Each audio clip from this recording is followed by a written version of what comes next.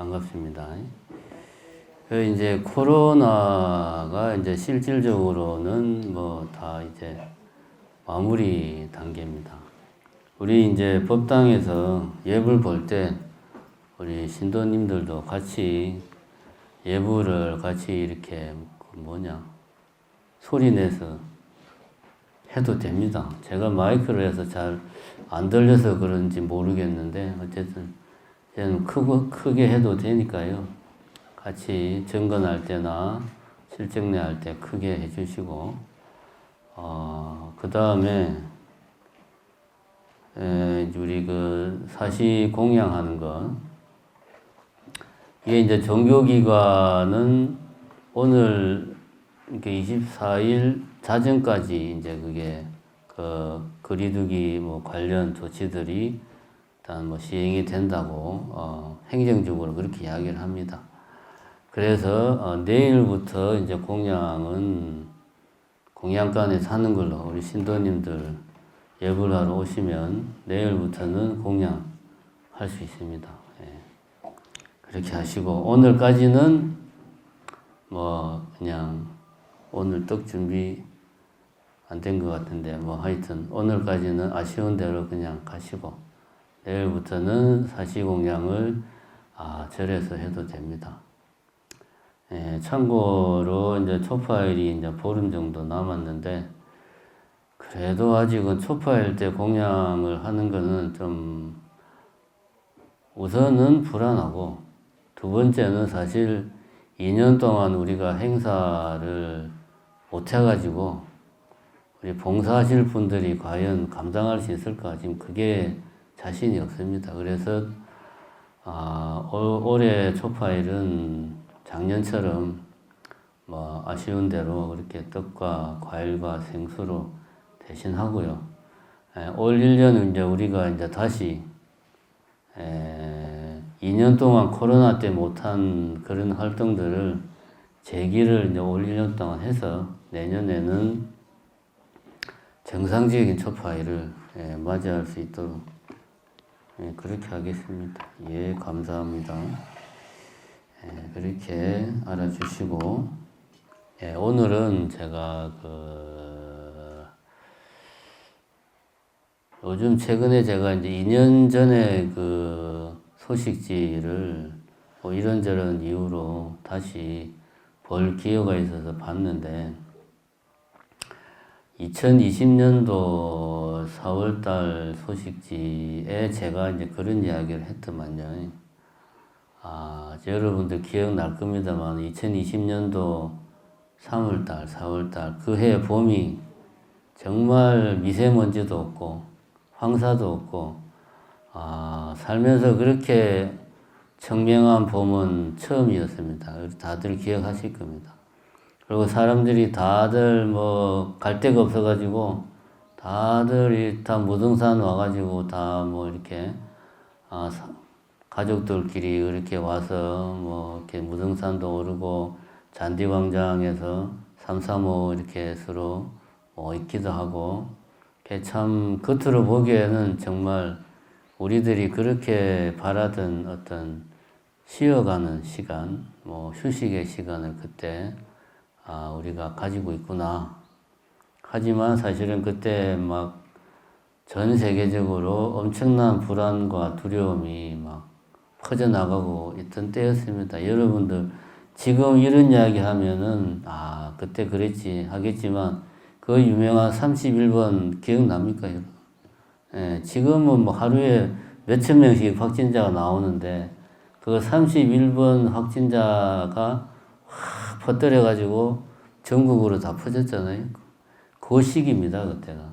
그때는 겨우 30명 전국에서 확진자 나왔는데도 온 나라가 초비상이 걸려가지고 대화하다가 누가 옆에서 기침이라도 하면 서로 긴장해가지고 막 쳐다보고 기억나죠?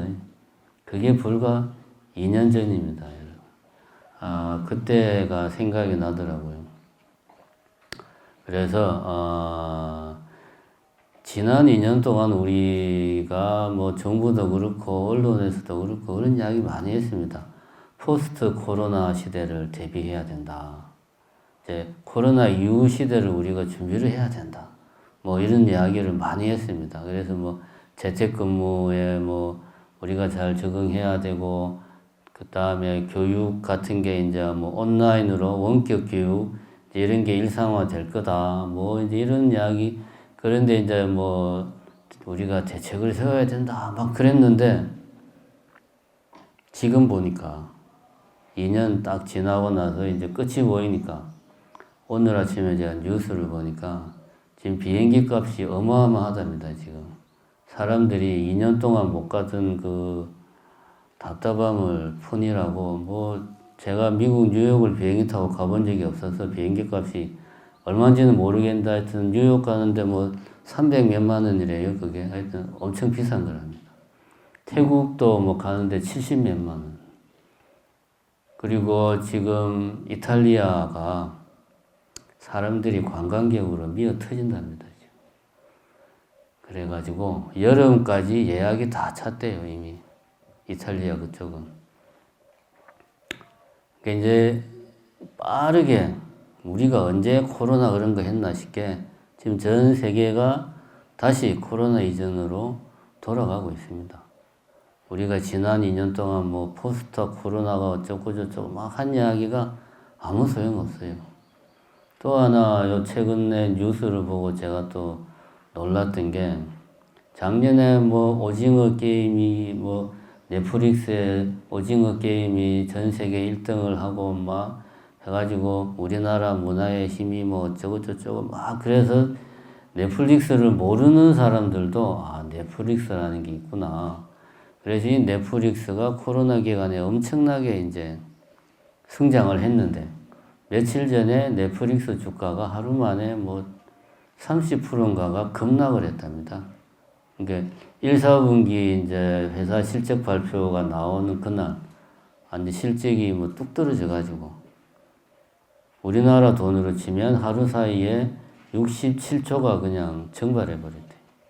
이 코로나가 끝나니까 넷플릭스 같은 데는 이제 완전히 요즘 말로 폭망한 거죠, 그냥. 그 다음에 우리가 이제 지금은 삼척 동자도 다 아는 그 백신 회사 있잖아요. 모더나 백신. 그 회사도 코로나 때는 주가가 막 어마어마했는데 거기도 주가가 지금 40% 이상 다운됐답니다. 이게 뭘 이야기하냐 하면 코로나가 좀 끝이 보이니까 사람들은 다시 원래대로 지금 다 돌아가고 있습니다. 원래대로 보면 그래가지고 이제 이런 뭡니까 항공 뭐 여행 이런 쪽의 수요가 막 폭발하고 대신 뭐 이제 집에서 이렇게 지내든 뭐 그런 하든 뭐 그런 것들은 많이 위축되고 원래대로 돌아가고 있습니다. 그래서 이제 우리가 긴 그 코로나 기간에는 이 코로나를 어떻게 버티나, 이 코로나가 언제까지 갈까? 이 코로나가 끝나도 아마 끝난 게 아닐 것이다. 또 코로나 비슷한 게 또 오고, 뭐 또 오고, 그러니까 우리는 이거를 대비를 해야 된다. 이랬는데, 현실은 그렇지가 않고, 지금 정작 우리를 두렵고 불안하게 하는 것은 코로나가 아니고, 뭡니까, 여러분? 지금 어디입니까? 저쪽 유럽의 그 러시아하고 우크라이나하고 지금 전쟁이 2달째 하고 있잖아요. 우리가 뉴스에서 전쟁은 계속 봐왔습니다. 그죠? 이라크 전쟁 있고, 아프가니스탄 전쟁하고, 뭐, 그 다음에 아프리카 같은 경우는 워낙 그 지명도가 떨어지다 보니까 전쟁을 해도 별로 뉴스에도 나오지도 않습니다만, 그쪽은 항상 내전이 있고, 그래도 우리 생활에는 뭐 별 문제가 없었어요. 그죠? 그냥 전쟁을 하나 보다. 아유, 저 나라는 맨날 전쟁을 하네. 이러고 말았는데, 지금은 그게 아닙니다, 지금. 우크라이나하고 러시아 전쟁은 온 세계가 지금 이 전쟁 때문에 초비상이 걸렸습니다. 그 다음에 또 하나 우리를 힘들게 하고 있는 게 뭐냐 하면 중국이 지금 제로 코로나 정책을 하고 있어요. 상해 같은 경우. 우리는 뉴스에 상해만 나오니까 상해시만 지금 다 그 시민들을 봉쇄하는 걸로 알고 있는데 사실은 중국의 많은 대도시들이 지금 봉쇄 중입니다, 지금. 그래서 중국이 올 수도 됐어요, 지금. 그러면, 중국이 올 수도 했구나. 저 나라 사람들은 참, 또 봉쇄하란다고 말을 잘 듣네. 참, 이상한 백성들이야. 이렇게 우리가 생각하고 남의 일로 넘어갈 문제가 아닙니다, 지금. 제가 며칠 전에 인터넷으로 이제 컴퓨터 부품을 하나 주문을 했는데, 일방적으로 제가 그거를 환불 조치를 당했어요. 나는 환불하지를 않았는데, 일방적으로 그 업체 쪽에서 그냥 환불을 하더라고. 이제 뭐 돈을 다시 돌려주니까 내가 뭐라고 따지진 않았는데, 이 양반들이 왜 이러나 하고 보니까 그 부품이 중국산이에요. 중국이 지금 오늘 아침에도 뉴스에 보니까 상하이나 그쪽 항구에 배들이 지금 묶여가지고 꼼짝도 못 한대요. 중국이 올 수도 돼 있으니까 당장 그게 중국하고는 아무 관련 없는 내 같은 사람한테도 지금 영향이 오는 거예요. 당장. 그러면은 우크라이나하고 러시아하고 전쟁하는 게 내하고 뭔 상관이냐. 스님은 이 법회하는 날 쓸데없는 그런 남의 나라 전쟁 이야기를 왜 하냐 그러겠지만 사실은 그게 아닙니다. 요즘 사실 저는 마트에 가서 식용유를 사보질 않아가 잘 모르겠는데 요즘 식용유 가격이 엄청 올랐다고 그러대요. 1,000원인가 1,600원이 올랐다고 이제. 그게 왜 그러냐 하면 우크라이나가 전 세계 해바라기유의 40%를 생산한대요. 40%면 절반이 돼, 그지? 그러면은 우리나라는 해바라기유를 거의 안 쓰니까 별 문제 없지 않냐. 그렇게 생각하면 간단한데, 현실은 그게 아니고, 이 해바라기유를 인도, 중국, 터키, 이런 나라에서 많이 쓴대요. 해바라기유를. 근데 우크라이나가 전쟁이 딱 터져버려가지고 수출을 못한단 말입니다. 지금 전쟁통에 수출, 수입, 생산 이런 게 다 스톱되니까. 그러니까 해바라기유가 갑자기 전 세계적으로 품귀 현상이 생기니까 사람들이 중국이나 인도나 인구가 어마어마한 나라에서 해바라기유를 못 쓰니까 대신에 콩기름, 식용유를 쓰는 거예요. 그러니까 갑자기 식용유 가격이 엄청나게 뛰어버린 거예요. 그게 우리 같은 사람들한테도 영향이 옵니다. 왜? 우리나라 국민들의 국민 간식이 뭡니까? 치킨이잖아요. 저는 사실은 튀긴 치킨 별로 안 좋아하는데 저도 안 먹습니다만 너무 그래가지고 그거 다 기름으로 튀기는 거거든. 그러면은 콩기름값, 식용유값이 올라가면 치킨값이 올라가고, 그지? 물가가 그러면은 다른 물가도 또 같이 덩달아 올라가고, 물가가 올라가면 아이고 이거 살기가 힘드네 해서 돈 쓰는 게 소비가 위축되고, 소비가 위축되면 생산이 위축되고, 한마디로 말해서 살기가 힘들어진다 이겁니다. 우크라이나에서 전쟁을 하니까 지금 우리가 살기가 힘들어요. 지금 우리가. 또 그런 문제만 있냐 하면 또 뭡니까 이제 곧 새로운 정부가 들어서는데 문재인 정부 당시에 이제 부동산을 잡아야 된다 해가지고 여러 가지 정책들을 막 내놨는데 저는 그쪽은 잘 모릅니다. 부동산은 워낙 복잡해서 어쨌든 그런 정책이 지금 와서 효과를 발휘하는지 아니면 정부가 바뀌는 시점이라 사람들이 관망을 하는지는 모르겠지만 지금 부동산 경기가 꽁꽁 얼어붙었답니다. 서울에서도 강북 쪽은 아파트가 안 나간대요. 당침이 돼도 사람들이 안 들어간답니다. 그러면 이게 무슨 문제가 있냐 하면 불과 작년까지만 해도 우리가 뉴스에서 하도 그런 말을 많이 하니까 영혼을 끌어모아 가지고 대출을 받아 가지고 집을 샀다.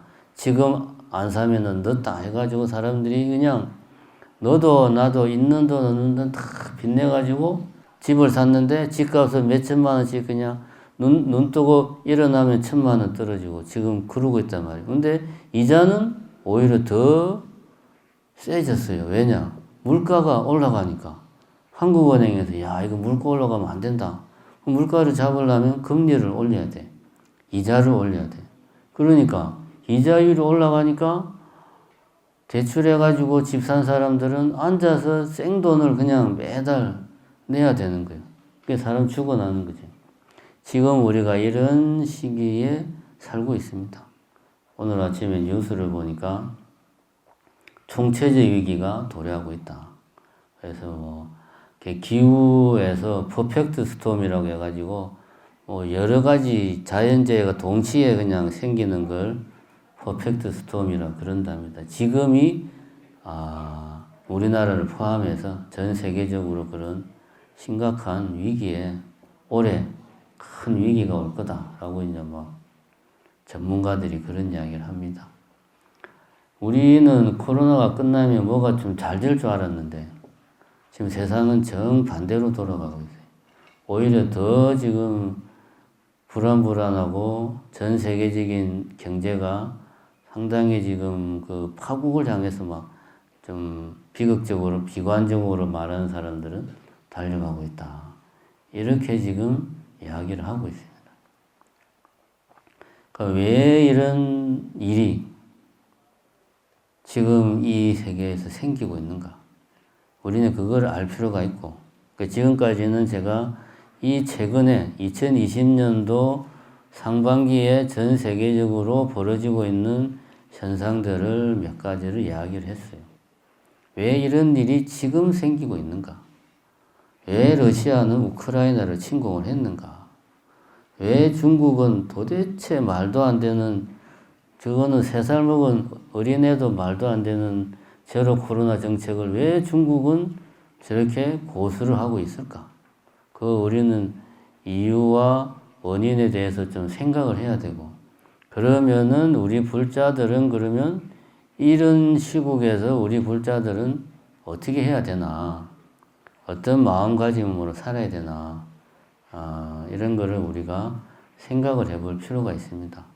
제가 지금 이런 이야기를 하는 이유는 제가 2020년 3월 달인가 보니까 코로나에 대처하는 불자들의 자세, 뭐 이런 주제로 본문을 했더만요, 보니까. 그때. 2년 전을 보니까 지금을 돌이키게 돼요. 지금은 코로나에 대처하는 게 아니고 새로운 위기에 우리는 어떻게 대처해야 되는가. 그게 지금 우리한테는 중요해요. 이미 코로나는 이제 이 전 세계인들 관심에서 벗어났어요. 이제는 새로운 위기가 도래하고 있습니다. 그게 뭐냐 하면 신냉전이 도래하고 있다. 이렇게 이야기를 합니다. 그건 내 같은 사람하고 신냉전하고 뭔 관계가 있냐 하지만 지금 이야기한 것처럼 우리 일상생활하고 아주 밀접한 관계가 있어요. 신냉전, 새로운 냉전의 시대가 오고 있다 이겁니다. 냉전은 그거잖아요. 미국하고 소련이 옛날에 맨날 서로 으르렁거리고 막 싸웠잖아요. 그게 냉전입니다. 새로운 냉전의 시대가 지금 도래하고 있다. 그래서 이런 일들이 막 생기고 있다. 그게 코로나 때문에 잠깐 좀 뒤로 물러나는 듯 했지만 그게 오히려 코로나가 이런 신냉전을 가속시키고 있다. 지금 이렇게 이야기를 하고 있습니다. 이게 이제 신냉전이라는 게 뭐냐 하면 어려운 게 아닙니다. 간단합니다. 왜 지난 몇십 년 동안 냉전이 이 지구상에 있으냐. 냉전은 다른 거 아닙니다. 냉자는 차가울 냉자고 전자는 전쟁할 때 전자예요. 전쟁을 하는데 전쟁을 하면 총 쏘고 폭탄 터뜨리고 막 치고받고 싸우는 거잖아요.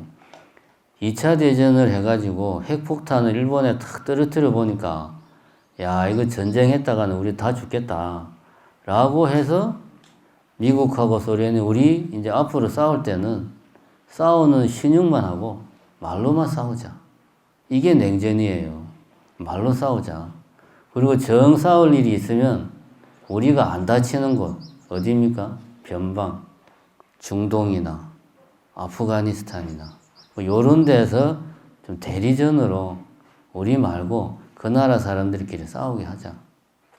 요렇게 해서 한 몇십 년 동안 아이러니하게도 20세기에 2차 대전 이후에 한 3, 40년 동안 우리가 평화롭게 살았어요.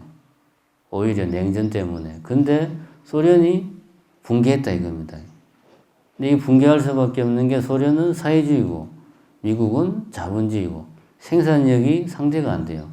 그러니까 이제 소련이 이런 막 군비 경쟁에서 나가 떨어진 거지. 그래서 이제 미국이 90년대부터 한 20년 가까이 독주를 했다 이겁니다. 그랬는데 지금 그게 균열이 생기고 있는 거지. 미국 혼자 다 하니까 누가 제일 배가 아파요? 중국 애들이 제일 배가 아픈 거예요. 아니 우리가 미국보다 더 힘도 세고 돈도 더 많고 우리가 더 잘할 수 있는데 우리가 이제 1등을 먹어야 되겠다. 우리가 이제 미국을 제치고 우리가 좀 세계를 주도를 해야 되겠다.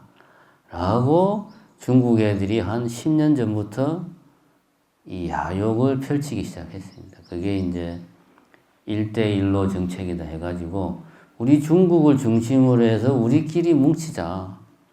라고 이제 중국이 전 세계 여기저기에 막 중국과 유럽, 중동아시아, 유럽을 잇는 그런 경제 네트워크 망을 구축하자. 우리가 항구 만들어 줄게. 뭐 우리가 공장 지어 줄게. 막 이러면서 이제 중국이 1대1로 정책을 피면서 미국에 대항하는 어떤 경제권을 만들려고 했어요. 그러니까 미국이 그거를 가만 보고 있을 수가 없지. 그래서 요 몇 년 전부터 트럼프가 대통령 할 때 미국하고 중국하고 무역 전쟁을 몇 년 동안 했잖아요. 그게 이제 다른 게 아닙니다. 중국이 도전을 하니까 미국이 야 저거 밟아야 되겠다. 그래서 총칼로는 붙으면은 서로 다 망하니까 경제적으로 전쟁을 한 거죠. 그래서 중국을 한창 누르고 있는데 코로나가 빵 터져버린 거예요. 그죠? 코로나가 빵 터져버리면서 미국에서 어떻게 했냐. 당장 사람들이 이제 집 밖으로 못 나가니까 그런데도 사람들은 먹고 살아야 되니까 돈을 막 찍었습니다. 은행에서 달러를 막 찍어서 사람들한테 다 줬어. 그 미국 사람들이 그 돈으로 한 지금 코로나 동안 잘 먹고 잘 살았어요. 일도 안 하고 코로나 때문에 일도 못 하니까 돈을 막 찍으니까 물가가 어떻게 됩니까? 막 올라가는 거예요. 지금 미국이 물가 상승이 2차 대전 이후에 유례없는 물가 상승이 지금 미국에서 일어나고 있어요. 자, 그리고 뭐 또 오늘 아침에 뉴스에 보니까 미국의 부동산 경기가 지금 심상치 않다고 그래요. 뭐 집이 엄청 비싸졌대, 집값이. 이거 다른 이유가 없어요. 코로나 잡는다고 돈을 막 천문학적인 돈을 막 찍어내니까 물가가 오르는 건 당연하죠. 이 와중에 푸틴이 몇 년 동안 칼을 갈고 있다가 드디어 이제 미국이 중국하고 싸우느라고 힘 빠지고 정신없고 국내에서는 코로나 때문에 막 힘들고 미국이 지금 제가 지금 많이 힘이 들구나. 요때 내가 치고 나가면 좀 나도 뭔가 할 수 있다 해가지고 푸틴이 우크라이나를 치고 들어온 겁니다. 그래서 코로나가 끝나려는 요 시점에 푸틴이 전쟁을 시작한 거예요. 그냥 충동적으로 한 게 아닙니다. 나름대로 계획을 세워서. 그래서 우리는 이 전쟁이 뭐 금방 끝날 줄 알았는데 지금 일각에서는 몇 년간 계속될 수도 있다. 이런 이야기를 합니다. 지금 시기는 미국과 유럽, 서방을 중심으로 하는 한 축과 중국과 곁다리로 러시아까지 끼운 이 한 축이 대결하는 새로운 어떤 냉전 구도가 지금 조성이 되고 있어요. 이 싸움에서 누가 이길지는 지금 아무도 모릅니다. 그리고 그 싸움이 지금 우크라이나에서 벌어지고 있는 거고, 만약에 그 싸움이 아프가니스탄이나 뭐 요런 데서 일어났다면 우리 한때 미치는 영향은 그렇게 크지가 않아요. 근데 우크라이나는 세계 식량 대국이고 러시아는 세계 에너지 대국이란 말이에요. 이 두 나라가 세계 경제에 미치는 영향이 상당히 큰데 그 두 나라가 전쟁을 하니까 우리 같은 나라에도 지금 피해가 막심한 겁니다. 그리고 중국이 제로 코로나 정책을 저렇게 고수하는 이유가 뭐냐? 이거 우리가 알 필요가 있어요. 왜냐하면 그게 당장 지금 우리 생활에 크나큰 타격을 주고 있습니다. 우리가 쓰고 있는 물건 중에 많은 것들이 중국에서 수입하는 거예요. 또 우리나라 경제가 중국과의 무역에서 벌어들이는 돈이 상당해요. 근데 이제 갈수록 신냉전 구도 하에서 우리는 지금까지 미국의 그늘에서 성장을 해온 나라거든요. 그러잖아요. 미국이 우리가 너거 지켜줄게 해가지고 우리가 사회주의 세력, 소련, 러시아, 중국 이런 데에서부터 북한의 침공으로부터 지켜줄게 미국이 해서 친미 정부도 세우고 등등등 해가지고 그 그늘 아래에서 우리는 열심히 경제 성장만 부지런히 했습니다.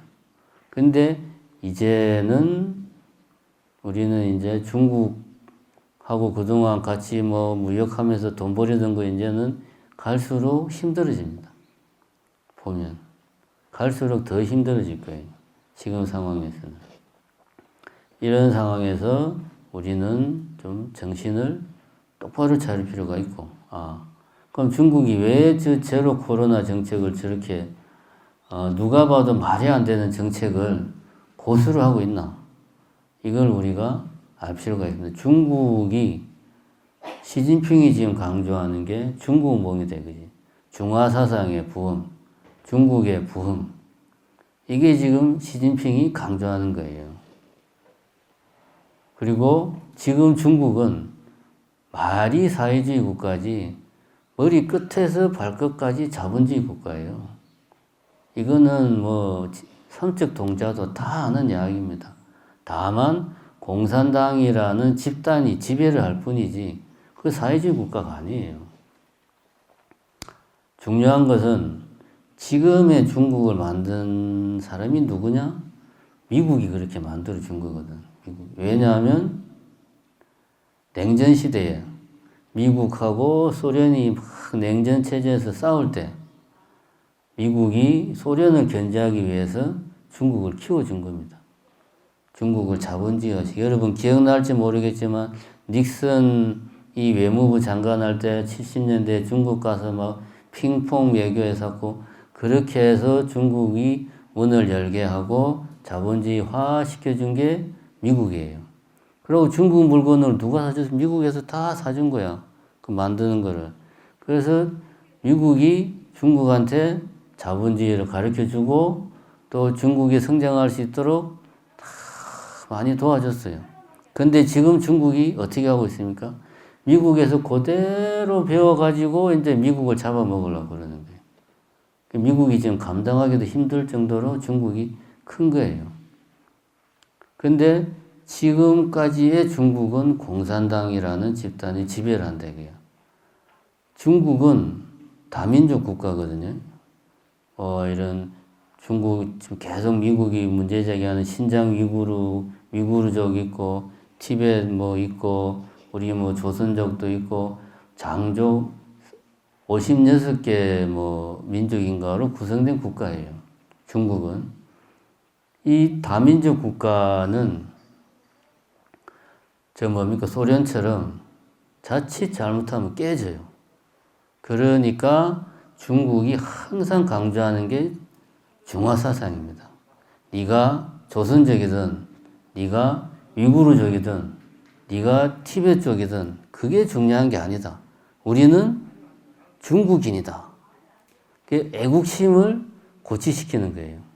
어느 민족이냐 이게 중요한 게 아니고 그 다음에 그 중국 주변에는 그 소수민족이 만든 나라들이 있어요. 대표적인 게 조선족은 우리나라가 있고 아프가니스탄 저쪽에도 또 그런 위구르족 그런 사람들은 또 그쪽에 나라가 있고 하니까 그 소수민족들을 뭐 우대하고 다양성을 존중하면 어떻게 되냐? 그럼 우리 독립하겠다. 우리 옆에 이미 우리 민족들의 나라가 있으니 우리 독립하겠다. 바로 이렇게 나오는 겁니다. 그러니까 중국에서는 소수민족들의 다양성을 인정을 할 수가 없어요. 지금 공산당에서는. 그리고 애국심을 무조건 고취시켜야 돼요. 우리는 중국인이라는 하나로 뭉쳐야 된다. 애국심을 고취시켜야 돼요. 그래서 그 이번에 베이징 올림픽 할 때도 보면 편파 판정을 어마어마하게 하잖아요. 그렇게라도 해서 중국이 금메달을 싹쓸이 해야 돼. 그래서 우리 민족이, 우리 중국이 최고라는 거를 중국 사람들한테 막 각인을 시켜야 돼요. 그거를 누가 하느냐? 공산당에서 하는 거지. 공산당이 중심이 돼가지고. 그래서 공산당 체제가 흔들리면 안 되는 거지. 지금 현재는 공산당 체제의 정점에는 시진핑이 있고 시진핑 체제가 흔들리면 안 돼요. 그래서 올해 뭐 연말에 시진핑이 이제 세 번째 연임에 도전하는데 가장 성과로 내두고 있는 게 이제 코로나에 대해서 중국은 완벽하게 대응을 했다. 이게 이제 성과를 내세우고 있는데 지금 와서 이게 깨지면 안 되거든. 그러니까 저런 막 제로 코로나 정책, 우리가 보기에는 말도 안 되는 정책을 하고 있는 거예요.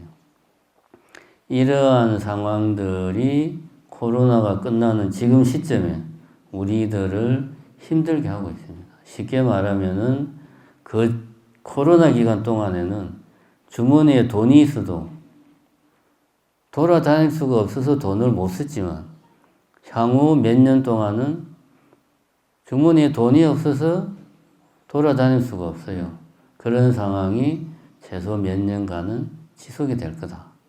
지금 현재 우크라이나 전쟁의 영향으로 전 세계의 어떤 식량 관련된 물가 인상 이런 게 영향이 얼마나 가냐. 전문가들 이야기는 최소 3년은 갈 거다. 그러면 최소 3년은 우리 생필품의 물가가 계속 올라간다 이겁니다. 감당하기가 힘들 정도로. 지금 우리나라 같은 경우가 상반기 올해 3월 달에 물가 인상률이 4%를 넘었어요. 이거는 3년 만에 처음 있는 일입니다. 사실은 이게 우리가 긴장을 해야 될 일이에요. 그러니까 앞으로는 몸은 이제 자유로워지는데 주머니에 돈이 없어요. 그런 시기가 최소 몇 년 동안 도래할 거다. 지금 우리 앞에 닥치는 현실입니다. 우리가 이제 코로나가 끝났다고 기뻐하고 샴페인을 터뜨릴 때가 아니라는 거지, 지금이. 그 이유는 지금 말했지만은 이런 신냉전 시대에 누가 이 글로벌한 이 세계의 패권을 잡을 것인가를 놓고 미국과 중국 그리고 러시아 간의 신겨루기가 당분간 지속될 거다. 최소 한 수십 년은 이런 상황이 진행될 거다. 그 상황에서 우리나라 같이 그 두 세력이 충돌하는 지점에 있는 나라들은 전쟁을 피해가기가 힘들어요. 우크라이나가 그랬고 우크라이나 다음은 대만이라는 이야기가 지금 팽배합니다. 중국이 봐서 여차하면 미국이 우리가 대만을 쳐도 미국이 개입을 하지 못할 것이다 라는 판단이 들면 대만 바로 쳐들어옵니다. 우리가 올해 초까지 중국이 대만 영토를 침범한 게 올해만 58인가 그래요. 수시로 비행기로 그냥 보란 듯이 대만 영공을 왔다 갔다 중국 애들이 그래서. 그러면은 러시아하고 똑같습니다. 러시아에서 우크라이나 영토를 살짝 넘어서 처음에 왔을 때 그랬거든. 우리 지금 군사훈련 중이야. 전쟁하는 거 아니야. 그랬거든. 몇 번 그렇게 하다가 나중에 어떻게 했습니까? 확 넘어왔잖아요. 대만도 똑같죠. 지금처럼 우리 지금 군사훈련 중이하고 계속 대만 영토를 비행기가 들락날락 하다가 나중에 어떻게 합니까? 확 그냥 들어와 버리는 거예요. 언제? 미국이 지금 이제 힘이 딸려서 어떻게 못하겠구나라는 판단이 들면 그렇게 합니다. 그 다음에는 어디죠? 한반도지. 그 다음에 북한은 실질적인 중국의 식민지입니다. 지금 북한이 코로나 때문에 힘든 게 다른 게 아니고 중국과의 그 보이지 않는 암거래 시장이 중국이 코로나 때문에 봉쇄하면서 다 차단됐어요. 그래서 북한이 지난 1, 2년간 어마어마하게 힘들었습니다. 실질적으로 북한은 중국 없으면 못 살아요. 왜냐하면 미국이 뭐 북한의 모든 무역이든 경제든 금융 다 제재를 걸어 놓으니까 숨 쉴 수 있는 구멍은 중국이나 러시아 그쪽밖에 없거든. 이미 북한은 식민지화 되어 있고 중국의 입장에서는 언제라도 이 한반도를 자기들이 완전히 속국화 시켜버리면 태평양이 뻥 뚫리잖아요. 중국 입장에서. 그죠? 얼마나 좋습니까? 이렇게 이제 이런 시대가 우리 앞에 지금 펼쳐지고 있습니다. 이런 상황에서 그럼 우리는 어떤 마음으로 살아야 되나? 지금 우리가 나는 그냥 나이 먹어서 내 같은 보살이 집에서 밥이나 하는데 무슨 신냉전이 어떻고 뭐. 근데 이게 다 우리 생활에 너무나 큰 영향을 주고 있어요. 그래서 향후 우리가 어떤 마음을 가지고 살아야 되는가 이걸 생각해 볼 필요가 있다. 이 이야기를 하기에 앞서서 우리 불교는 보면 항상 이 청빈한 삶, 소욕지족을 강조했습니다. 욕심내지 말고 작은 것에 만족하자 라는 것을 항상 부처님 때부터 지금까지 그죠? 강조를 해왔습니다. 왜냐하면 아주 이유를 단순화시키면 부처님도 그랬고 우리 스님들도 그렇고 절도 그렇고 우리는 생산활동을 하는 데가 아닙니다. 우리가 막 공장을 돌려가지고 물건을 만들어서 팔고 돈을 벌고 그렇게 안 하잖아요. 어느 절에서 그렇게 합니까? 그죠? 물론 요즘에는 뭡니까? 절에 뭐 카페도 만들고 뭐 책방도 만들고 해서 뭐 팔고 해서 돈을 벌기는 하지만 그거는 일부죠. 불교는 종교고 우리는 생산활동을 안 해요. 대신에 여러분들 같은 제가 신도들의 시주, 공양에 전적으로 의지를 합니다. 그런데 제가 신도들의 시주와 보시에 전적으로 의지해서 사는데 돈을 펑펑 쓰면 어느 신도가 시주를 하고 공양을 하겠어요. 수행이라도 열심히 하면서 돈을 쓰면 모르겠는데. 그죠? 그러니까 당연히 수행자는 시주에 의지해서 사는 수행자는 청빈한 삶을 살 수밖에 없고 소욕지적을 할 수밖에 없습니다. 그래야지만이 시주를 받을 수 있으니까. 근데 그런 시주자가 뭐 예를 들면 국가라든가 어떤 권력 집단이 큰 시주자가 된다. 예를 들면 신라 같은 경우나 뭐 고려 같은 경우는 불교 국가였죠. 그런 경우죠. 국가에서 불교를 밀어주는 거야. 땅도 주고 노비도 주고 막 그러니까 고려 시대의 불교가 어떻게 됐습니까? 부패를 했죠. 중이 돈맛을 보면 그때부터는 되는 일이 없어요. 뭐 중만 그런 게 아니고 성직자가 수행자가 돈맛을 알면은 그때부터는 다 망치는 겁니다. 그래서 불교에서는 항상 청빈한 삶을 살아야 되고 소욕지족을 해야 된다. 이거를 강조를 해왔습니다. 왜 그렇게 했냐? 아까 이야기했듯이 내가 생산활동을 하지 않고 남이 만든 것을 의지하기 때문에. 그런데 지금 우리들의 삶을 가만히 보자.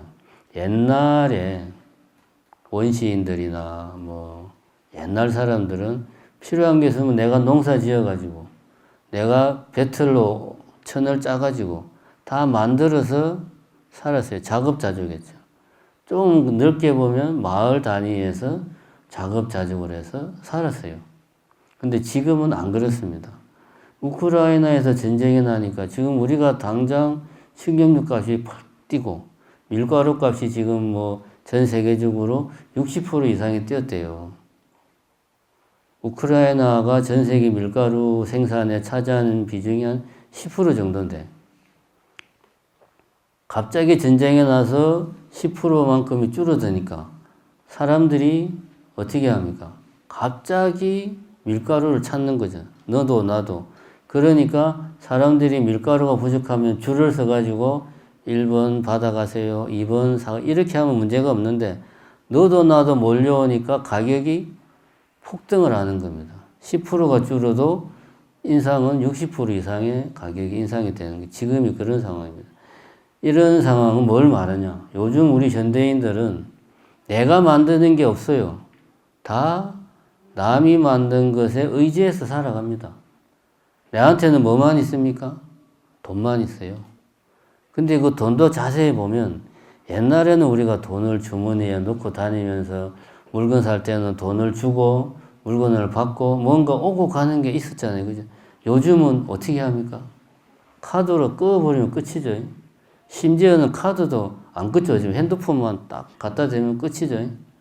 그러니까 돈이라는 게 실체가 없어요. 요즘은. 돈이라는 게 실체를 굳이 따지면 내가 거래하는 은행 전산망 데이터베이스에 기록되어 있는 그냥 숫자예요. 중현스님 100만. 100만 원도 아니고 그냥 숫자야. 그 숫자가 여기 있던 숫자가 저쪽 데이터로 가는 것에 불과합니다. 어떻게 보면 불교의 수행자들이 시주자의 의지에서 청빈하게 살았던 거나 지금 우리들이 내가 누군지도 모르는 사람, 평생 가도 한 번 볼 일 없는 그 숱하게 많은 사람들의 노동과 노력과 희생으로 지금 내가 살고 있는 거나 다른 게 없습니다. 그러면 우리도 앞으로는 우리 불교에서 항상 강조하듯이 소욕지족의 삶을 살아야 됩니다. 왜? 세상이 그렇게 우리를 만들고 있어요. 욕심 많이 내지 말고 작은 것에 만족하고 살아야 된다. 사실 자본주의가 발전하려면 돈이 막 돌아야 돼요. 그죠? 돈이 돈다는 말은 많이 써야 돼. 많이 써야 누군가는 많이 벌죠. 돈이 왜 돈이냐? 돌아야 되니까 돈이에요. 그 돈이 회전율이 빠를수록 그 사회의 경제는 활발한 겁니다. 그 사실은 자본주의가 계속 성장하려면은 더 많이 쓰고, 더 많이 먹고, 더 멋있게 입고, 더 화려한 생활을 하고, 더 좋은 차를 타고, 이렇게 해야 됩니다. 근데 당분간은 우리들의 삶이 좀 그런 상과는 좀 반대 거리가 있는 삶을 우리는 앞으로 살게 될지도 모른다. 이 시대가 그런 시대다. 이제 앞으로는 우리가 덜 먹고, 덜 쓰고, 또 뭐지? 덜 입고, 그런 마인드로 살아야 됩니다. 누구처럼, 우리도 이제는 불자로서, 수행자로서 어떤 청정하고, 청빈하고, 작은 것에 만족하는 삶을 살자. 이런 마인드로 우리가 당분간은 살아야 된다. 이 신냉전이 우리 코앞에 닥쳐있는 이 시대에 우리 불자들이 살아야 되는 마음 자세는 바로 이 두 가지입니다. 청빈한 삶, 소욕지족의 삶. 이렇게 살아야 된다. 이런 마인드로 살면 세상이 좀 힘들더라도 우리는 그것을 어떻게든 극복을 할 수가 있어요. 그런데 내가 옛날에는 이런 차는 그들도 보지도 않았는데 내가 어쩌다가 이런 차 같지도 않은 차를 타고 다니나 이렇게 생각을 하면 세상에 대한 불만만 커지게 되고 해답도 없는 해결책을 달라고 누군지도 모르는 사람한테 요구를 하게 되고 그러면 세상은 시끄럽고 내 마음도 고통스럽고 이렇게 되는 겁니다. 그래서 오늘 이야기는 요약을 하자면은 코로나가 끝나고 나니까 신냉전이라고 하는 또 어떤 괴물이 우리를 짓누르고 있다. 이런 상황에서 우리는 어떻게 살아야 되나? 청빈한 소욕지족하는 삶을 살아야 되겠다. 이것이 불자들의 올바른 자세다. 예, 오늘은 신냉전 시대에 우리 불자들이 어떻게 살아야 되나 하는 이야기를 해봤습니다. 감사합니다.